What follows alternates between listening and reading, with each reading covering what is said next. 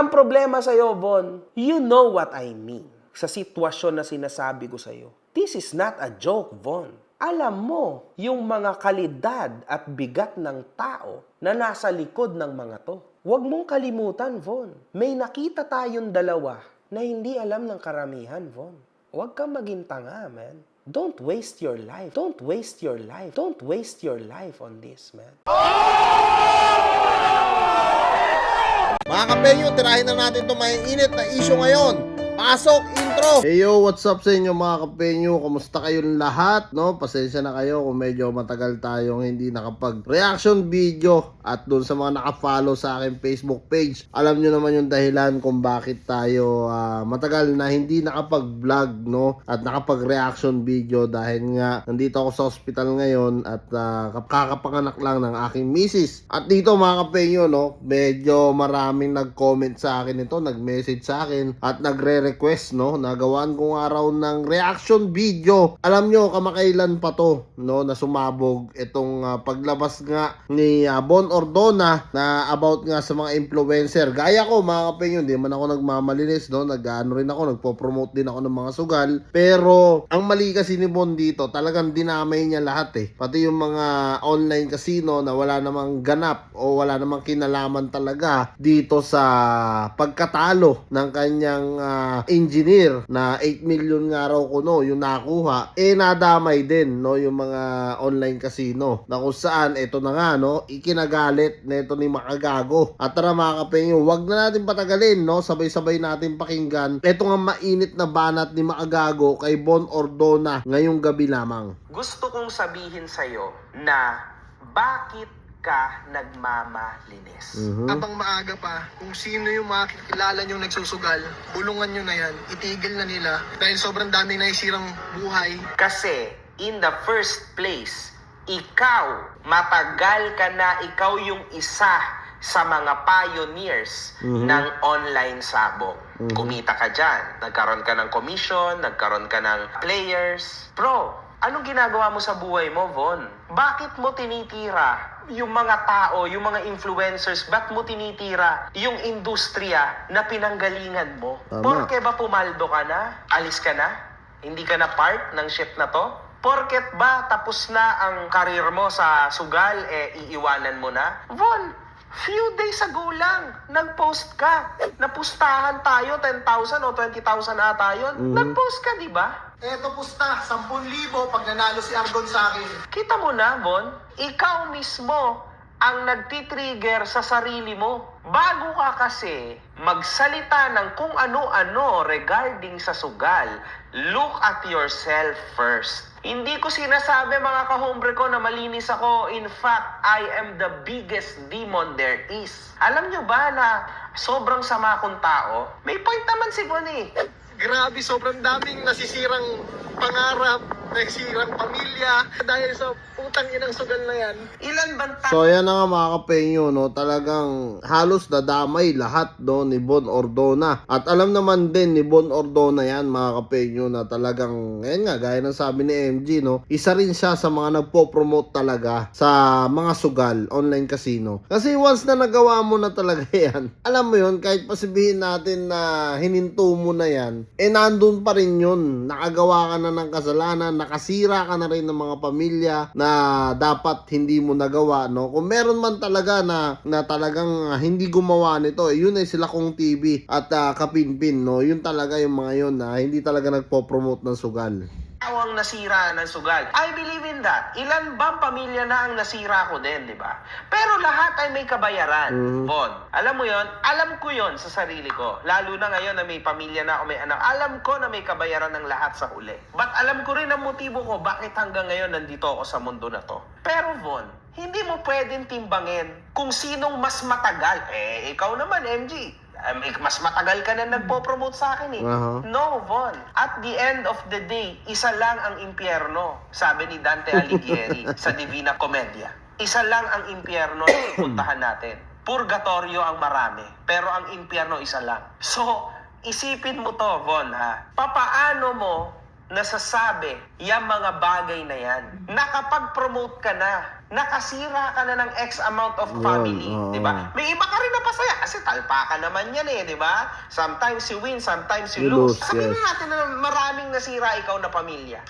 Siguro 20 ang nasira mong pamilya. Ako, mga 50 ang nasira ko na pamilya kasi nagpatuloy ako up till now. Isa lang bagsak natin, Bon. Parehas lang tayong babagsak sa impyerno. Kahit pa palabasin. Yan nga yung sinasabi ko sa inyo kanina mga kapenyo, no, na kung saan kahit pa bali-balik ta rin, no, once na pumasok ka sa ganyan larangan at nasilaw ka sa pagpopromote, sabay bigla kang liliko na ayaw mo na, talagang mahihirapan po, no. Kumbaga, ibig sabihin ni MJ rito, meron ka na rin kasalanan na nagawa talaga. Huwag kang maghugas kamay o magmalinis na sasabihin mo sa mga tao dahil sa PI na sugal na yan.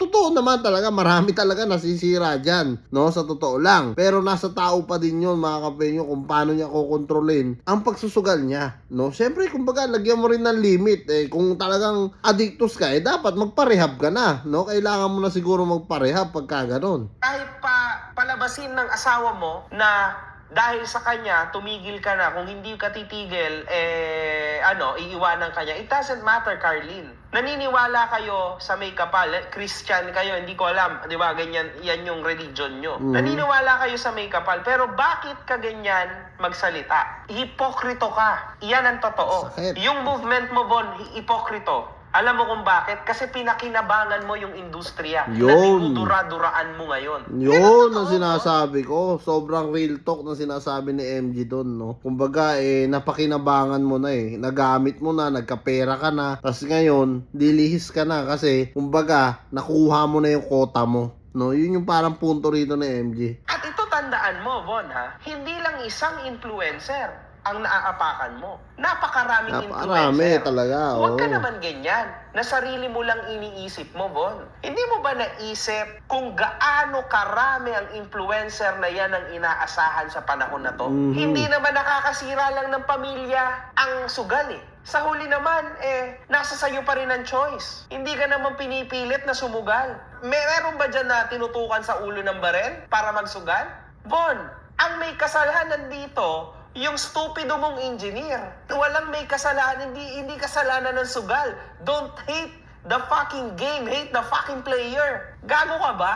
Isa pa, mga kahombre ko. Bon! Eto mga kapenyo, no, sinasabi ni MG nga dito, parang kumbaga lagyan ng control, no, mag-control din yung tao. Pero naiintindihan ko naman din yung iba na pag na-addict na talaga sa sugal, wala tayong magagawa kasi kahit naman sabihin natin ihinto ang online casino, napakadami pa rin casino sa paligid nila. Alam nyo dito nga sa Taiwan mga kapenyo, hindi naman sa napakarami pong casino rito. Paglabas ko lang dito sa hospital ng asawa ko, may casino na So nasa sayo lang talaga kung paano mo kukontrolin. Kahit naman sabihin natin mawala yung online casino, yung mga pinopromote natin dito, no, meron at meron pa rin mga casino, mga sugal, loto, napakadami mga kapenyo. Kaya nasa tao lang talaga yan kung paano mo talaga kukontrolin yan, no.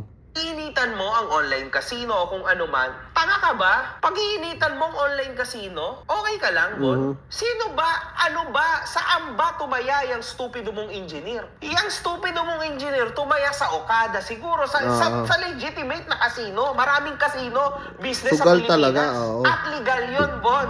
Napakarami din na legal na online casino site. Bakit ka ganyan magsalita? Sino ka ba, Bon? Ikaw ba yung savior ng mga naubusan ng pera dahil sa sugal? All of a sudden? Kahit na isa ka rin sa nagpapasugal back in the day? Putang ina, wag mo kalimutan yun. Once ang kasalanan ay nagawa mo na yun. Totoo. Alam mo, Von, kung sino ang totoong pwedeng magsalita regarding dyan? Kung sino ang pinakatama na tao na nasa lugar mo? Alam mo kung sino? Si Kong TV.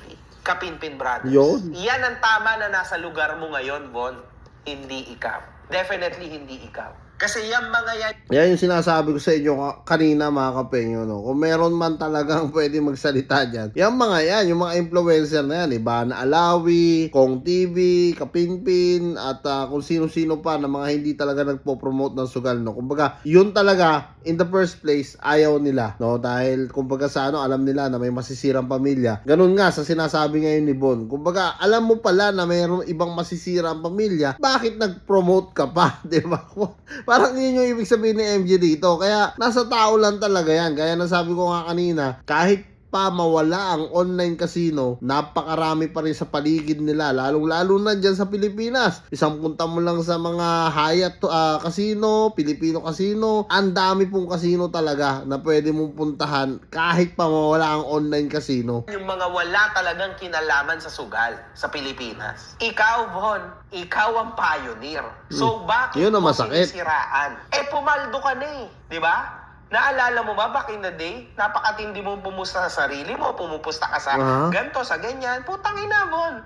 Even few days back, pumusta ka, nakipagpustahan ka sa kaibigan mo, di ba? So bakit mo sinisiraan yung industriya na pinanggalingan mo? Sa'yo na rin mismo nanggaling.